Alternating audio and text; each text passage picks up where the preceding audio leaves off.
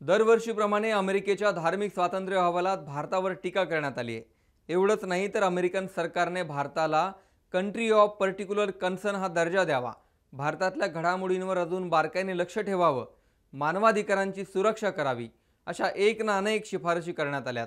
भारतातल्या काही राज्यात लव्ह जिहादच्या नावाखाली आंतरधर्मीय विवाह होऊ दिले जात नाहीयेत।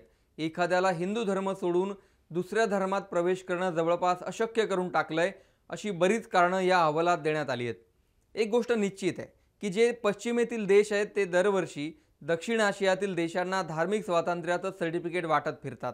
तिकडे युरोप आणि अमेरिकेत काळा आणि गोरा हा प्रचंड भेदभाव होतो, त्यावर या संस्था अवाक्षरही काढत नाहीत।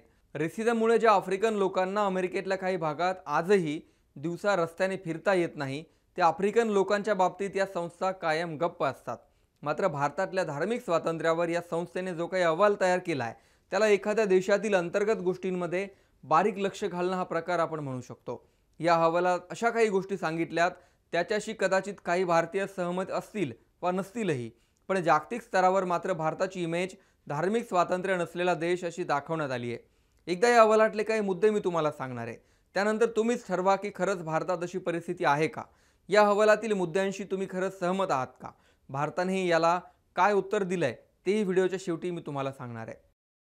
United states commission on international religious freedom म्हणजेच USCIRF कडून हा अहवाल प्रकाशित केला जातो। देशात धर्मांतर करण्याविषयीचे कायदे, आंतरधर्मीय विवाहांचं स्वातंत्र्य, मॉब लिंचिंग, एखाद्या धर्माविरोधातील प्रक्षोभक भाषणं अशा अनेक मुद्द्यांचा यात विचार केला जातो। भारतातील भाजपच्या सरकारने अनेक राष्ट्रवादी धोरणं आणली आहेत आणि मुस्लिम, शीख, दलित, यहुदी आणि आदिवासी यांच्याविषयीच्या समस्यांचं निराकरण करण्यास सरकार अपयशी ठरलंय। दहशतवादाविरोधातील UAPA, परकीय देणगी नियामक, धर्मांतर विरोधी आणि CA यांसारख्या कायद्यांमुळे कधीही कुणालाही तुरुंगात टाकलं जातं। याविरोधात वार्तांकन करणाऱ्या संस्था आणि माध्यमांवरही धाडी टाकल्या जातात। मणिपूरमध्ये 70,000 लोकांना हिंसाचाराचा फटका बसला। गृहमंत्री अमित शहा यांनी याला उशिरा प्रतिसाद दिल्यामुळे संयुक्त राष्ट्रासह देशभरात त्यांच्यावर टीका झाली। पंतप्रधान नरेंद्र मोदी यांच्या विरोधात विरोधकांनी अविश्वास प्रस्ताव आणला। जम्मू काश्मीरमधील पत्रकारांचा सातत्याने आवाज दाबला गेला। असा एक विस्तृत अहवाल या संस्थेने तयार केलाय। भारतातल्या विविध राज्यातील काही घटनांचे दाखले यात देण्यात आलेत। अमेरिकेने याची दखल घेऊन कारवाई करावी यासाठी काही शिफारशी करण्यात आल्यात। आंतरराष्ट्रीय धार्मिक स्वातंत्र्य कायद्यातील तरतुदींनुसार भारताला CPC म्हणजेच कंट्री ऑफ पर्टिक्युलर कन्सर्नचा दर्जा द्यावा, हिंसाचाराला जबाबदार व्यक्ती आणि संस्थांच्या अमेरिका प्रवेशावर बंदी घालून निर्बंध लादावे, जागतिक व्यासपीठावर भारतातील धार्मिक स्वातंत्र्याचा मुद्दा प्रकर्षाने मांडावा, असं बरंच काही अहवालात म्हटलंय। अमेरिकन काँग्रेसला या सर्व शिफारसी करण्यात आल्यात। मात्र अमेरिकेने आजपर्यंत कधीही अधिकृतपणे या अहवालाची दखल घेतलेली नाहीये किंवा सरकारची भूमिका असल्याचं मान्य केलेलं नाही।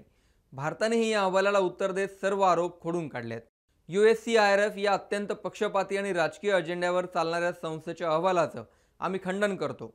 भारताविषयी चुकीच्या गोष्टी आणि नरेटिव्ह जगभरात पसरवण्याचं काम नेहमी त्या संस्थेकडून केलं जातं।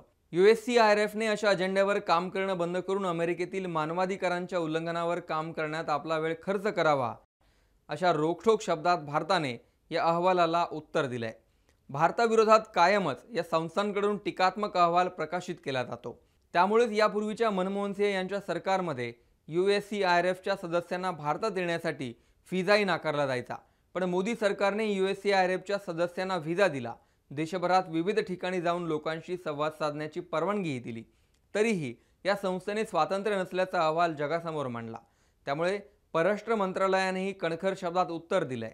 विशेष म्हणजे या अहवालात गृहमंत्री अमित शहा, पंतप्रधान मोदी यांना सुद्धा टार्गेट करण्यात आलंय। तुम्हाला काय वाटतं, या अहवालातल्या मुद्द्यांचं विश्लेषण तुम्ही कसं कराल? खरंच भारतात अल्पसंख्याकांवर अन्याय होतोय का? धार्मिक स्वातंत्र्य खालावलंय का? तुमचे मुद्देही कमेंटमध्ये जरूर मांडा।